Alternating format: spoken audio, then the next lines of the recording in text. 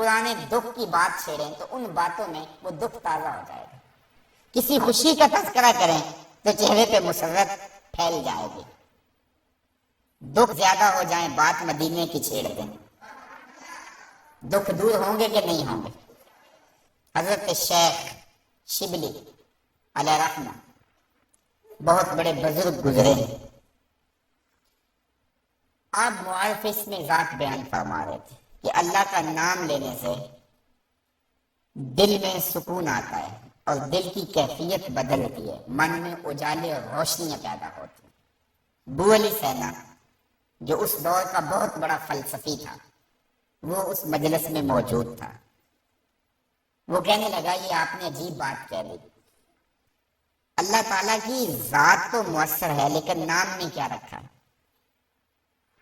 ہمارے جو فلسفی حضرات ہیں وہ ہر چیز کی 4 شکلیں بیان کرتے ہیں. ہر شے کی 4 شکلیں ہیں.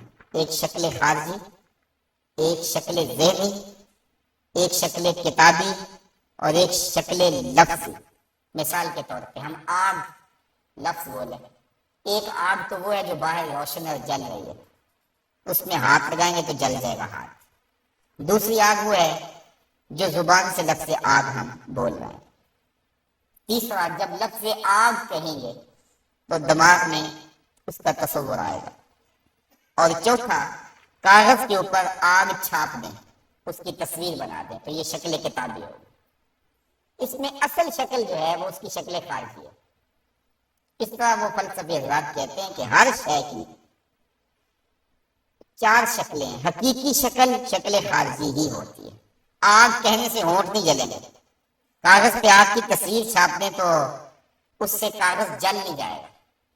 آگ کا تصور کرنے سے ذہن جلے گا نہیں، لیکن وہ جو خارج میں آگ موجود ہے اس میں ہاتھ لگائیں گے، اس کے قریب جائیں گے تو ہاتھ بھی جلے گا اور آپ کو تپش اور حدت کا احساس بھی ہوگا. تو وہ خارجی جو اس کی صورت ہے وہی اس کی صورت اصلی ہے، باقی اعتباری صورت ہے. تو وہ کہتے ہیں اللہ کی ذات تو مؤثر ہے لیکن نام کہنے سے، نام لینے سے کیا ہوگا؟ تو حضرت شیخ شبلی علیہ رحمہ نے ابو علی سینا کو سمجھایا کہ نہیں میاں، نام میں بھی اثر ہوتا ہے، نام میں بھی تاثیر ہوتی ہے. وہ کہنے لگا نہیں، مؤثر تو صرف صورت خارجی ہوتی ہے، لہذا میں اس بات کو تسلیم کرنے کو تیار ہوں. ضد میں آ گیا. میں نے عرض کر دیا کہ بزرگوں کا ایک اپنا طریقہ ہوتا ہے.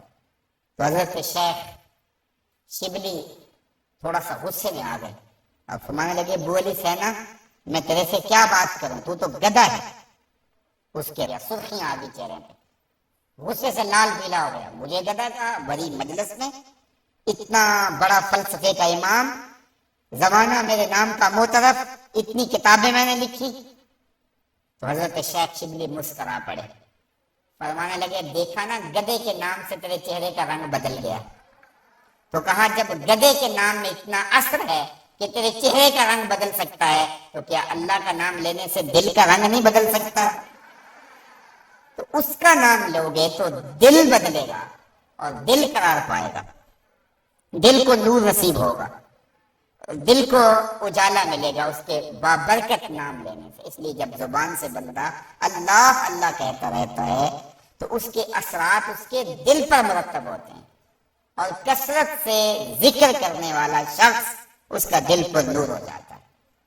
بلکہ ہم نے تو تصوف کی کتابوں میں پڑھا ہے جب کوئی شخص ایک مرتبہ اللہ کہتا ہے اللہ تعالیٰ اس کی طرف نظر رحمت سے دیکھتا ہے، اور جس کی طرف اللہ تعالیٰ نظر رحمت سے دیکھ لے اس کے 70 گنا جل کے راکھ ہو جاتے ہیں.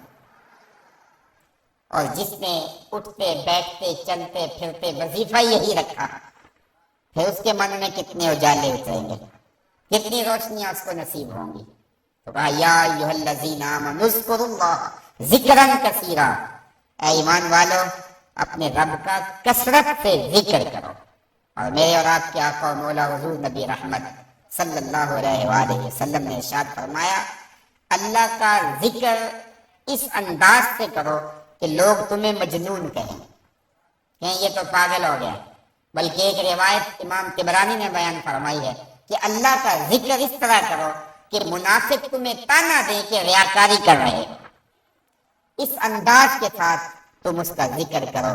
میرے حضور کی بلا عالم فرماتے ہیں اٹھ دی بیندی ٹر دی پھر دی ستے آنتے جاگ دی نام جھپ دی رو تے کھپ دی ویخ سر اس راگ دی نام جپیاں قرب ملدا نام دی کر پوری سام شیشے بچ کستوری جے کر پھر ضرورت کاٹ دی۔ تیرے تو سب کچھ اندر ہی رکھا ہوا ہے، تو ذرا غور تو کر، تفکر تو کر، ذرا اس کو آواز تو دیکھ کے دیکھ۔ تیرے من سے آوازیں نہ آئی تو کہنا اندر بوٹی مشک مچایا اتے جان پھلن تے آئی ہو۔ تو نے در در کیا جانا ہے، سب کچھ تو تیرے اندر رکھا ہوا ہے۔ وہ کہتا ہے ایک سنیارا تھا بمبئی کا رہنے والا، یہاں ہمارے لاہور میں آ گیا، پرانے دور کی بات ہے۔ اس کے پاس بڑے قیمتی موتی تھے، اس نے کسی مجلس کے اندر اپنے موتی کھولے اور ایک موتی کہنے لگا یہ شب افروز ہے، رات کو چمکتا ہے۔ جب اس نے سامان سمیٹا اور اٹھ کے جانے لگا تو ایک چور بھی اس مجلس میں بیٹھا ہوا تھا، کہنے لگا حضرت کہاں کے ارادے ہیں؟ کہا بمبئی جا رہا ہوں۔ کہا حسن اتفاق، ارادے تو میرے بھی بمبئی کے ہیں، چلو اکٹھے چلتے ہیں۔ وہ جوہری سمجھ گیا کہ یہ اصل میرا ہم سفر نہیں ہے، اس کا دل اس موتی پہ آ گیا، لیکن وہ تھا بڑا سمجھدار۔ اس نے کہا آ جاؤ۔ سارا دن سفر میں رہے، جب رات کو سونے لگے تو اس نے اپنی قمیض یا واسکٹ وغیرہ اتار کے جو ہے وہ لٹکا دی کسی چیز کے ساتھ، یہ اٹھا اور اس نے نظر بچا کے وہ قیمتی موتی اس کی جیب میں رکھ دیا اور خود بے فکر ہو کے سو گیا۔ یہ چور اٹھا، اس کا سامان ٹٹولتا رہا، لیکن موتی نہیں ملنا تھا، نہ ملا۔ صبح یہ اٹھا اور نظر بچا کے اس کی جیب سے موتی نکال کے اپنی جیب میں رکھ لیا۔ ناشتے پہ بیٹھے کہنے لگا یار وہ تمہارے موتی کی رات کہیں چمک شمک نظر نہیں آئی؟ جیب میں ہاتھ ڈالا، کہا نہیں یار میرے پاس ہی تھا۔ بڑا حیران ہوا، میں نے تو جیب ٹٹولی ہے ساری رات۔ اگلے دن اس نے سوچا چلو آج میں مزید کوشش کروں گا۔ اس نے پھر وہی کام کیا، نظر بچا کے اسی کی جیب میں رکھ دیا۔ وہ ساری رات ڈھونڈتا رہا، موتی نہیں ملنا تھا، نہ ملا۔ صبح نظر بچا کے اس نے اپنی جیب میں رکھ لیا۔ صبح ناشتے میں پھر بات چلی، یار وہ آپ کہتے تھے رات کو چمکتا، اس کی کچھ چمک شمک نظر نہیں آئی؟ کہا یار میری جیب میں تھا۔ 2-4 دن ایسے گزرے۔ ایک دن اس نے عزم کر لیا کہ شاید وہ بغل میں رکھ لیتا ہے، منہ میں رکھ لیتا، کہاں رکھتا، آج تو اس کو میں بیدار بھی یہ ہو جائے تو میں پھر بھی یہ وہ موتی اسے لے لینا۔ وہ اس کے پاس سے پلٹتا رہا، لیکن وہ مست ہے، اس کو پتا ہے موتی محفوظ جگہ پہ۔ اور صبح اٹھا، نظر بچا کے موتی اپنی جیب میں ڈال لیا۔ اس نے پھر بات کی، اس نے کہا کہ یار وہ میرے پاس ہی تھا۔ اس نے کہا میں آج سچی بات بتاؤں، میں تیرا ساتھی نہیں تھا، میں تو تھا چور، میں تو چور تھا۔ اس موتی کی غرض میں تیرے ساتھ ہو لیا تھا، لیکن آپ تو میرے بھی استاد نکلے۔ میں نے بڑی محنت کی، مجھے 3 دن ہو گئے موتی نہیں ملا۔ میں آپ کو استاد مانا، آپ مجھے بتائیں کہ موتی آپ رکھتے کہاں تھے؟ اس نے کہا میاں تو اوروں کی جیبیں ٹٹولتا رہا، کبھی اپنی جیب میں بھی تو ہاتھ ڈال دیا ہوتا۔ نہ مسجد وچ نہ مندر وچ، لب یار نو اپنے اندر وچ۔ سب کچھ تو تیرے اندر ہے، تو اوروں کی جیبیں ٹٹولتا رہا۔ سلطان وہ فرماتے نہ کر منت تو خاج کے ضربی، تیرے اندر آب حیاتی ہو۔ اور کبھی فرماتے ہیں وچے ہی بیڑے وچے ہی چیڑے وچے ہی ونج مہانے ہو، 14 طبق دلے دے اندر تمبو وانگو تانے ہو۔ سب کچھ تو تیرے اندر ہے۔ اور اقبال کہتا ہے خودی کا نشیمن تیرے دل میں ہے، فلک جس طرح آنکھ کے تل میں ہے۔ یہ سب کچھ تو انسان کے اندر رکھا ہوا ہے، بس تھوڑی سی توجہ کرنے کی دیر ہے۔ دل کی تختی پہ اس کا نام لکھا ہوا ہے۔ میں نے اس نے عرض کیا تھا کہ اقبال نے کہا تھا کہ نیٹشے کے بارے میں، قلب او مومن دماغش کافر ہے۔ اس کا دل مومن تھا، دماغ کافر، لیکن ہر شخص کا دل مومن ہوتا ہے۔ تو اس دل کی ایک ایک پرت پہ رب کا نام لکھا ہوا ہے۔ اور کافر کو کافر اس لیے کہتے ہیں کہ وہ اس حقیقت کو چھپا دیتا ہے۔ یہ جو کاشتکار زمین کو کھود کر اس کے اندر بیج رکھتا ہے نا، اس کو بھی عربی میں کافر کہتے ہیں، کاشتکار کو، بیج کو چھپانے والا۔ تو کافر کو کافر اس لیے کہتے ہیں کہ وہ حق کو چھپاتا ہے۔ تو ہمارے سینے کے اندر ہمارے رب کا نام موجود ہے، اور دل تو ٹھکانا ہی اس کا ہے۔ دل تو بنایا ہی اس لیے ہے کہ یہ اللہ کا عرش بنے۔ اور وہ فرماتا ہے کہ میں زمین و آسمان میں کہیں نہیں سماتا، مجھے ڈھونڈنا ہو تو مومن کے دل میں تلاش کرو۔ دلوں کے اندر اس کے ڈیرے اور اس کے بسیرے ہیں، تو اس کا ذکر کر کے دل جلا پاتا ہے، دل تسکین پاتا ہے، دل میں روشنی ہوتی ہے۔ تو ہمارا مزاج یہ ہونا چاہیے کہ اٹھتے بیٹھتے چلتے پھرتے اس کے ذکر کو ہم حرز جاں بنا لیں۔ جب بندہ ایک مرتبہ کہتا ہے سبحان اللہ، زمین آسمان کے درمیان جتنا فاصلہ ہے سارا نور سے بھر جاتا ہے۔ یہ برکتیں ہیں ذکر کی۔ اس کا نام تو لے، کوئی معمولی نام ہے؟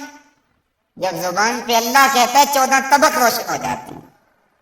یہ اتنا بڑا نام ہے، یہ اتنا بڑا وظیفہ ہے کہ اس سے بڑا کیا وظیفہ ہو سکتا ہے؟ اس کا نام، اس کا ذکر۔ تو فرمایا اللہ کا ذکر اتنی کثرت سے کرو کہ لوگ تمہیں کہیں مجنون ہیں، اور منافق تمہیں ریاکاری کے طعنے دے۔ تم اٹھتے بیٹھتے چلتے پھرتے اس کے ذکر کو حرز جاں بنائے رکھو، یہی تمہارا سرمایہ ہے، یہی تمہارا وظیفہ ہے۔ دکھے ہوئے دل کا بھی یہی علاج ہے، پریشان خاطری کا بھی یہی علاج ہے۔ اندر کی کالک اس کے ذکر سے دھلتی ہے۔